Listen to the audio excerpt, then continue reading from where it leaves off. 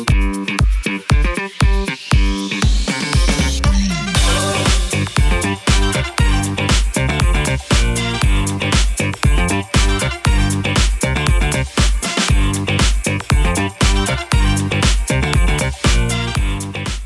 ako pala si Lloyd Mendoza.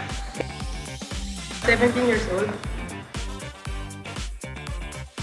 Simula ako sa starting ako ng Bible study.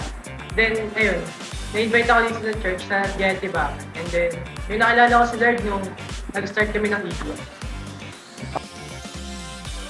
Nasa Jam Ministry po.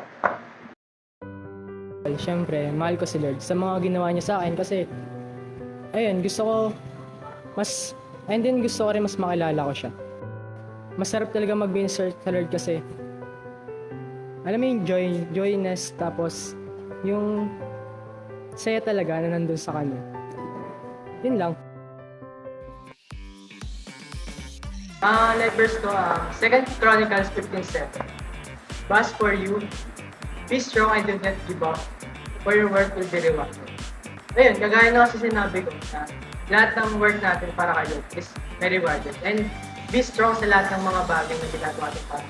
Kasi para kay Lord naman yun. Ayun. Diba? Okay, 1, 2, 3. Hi guys!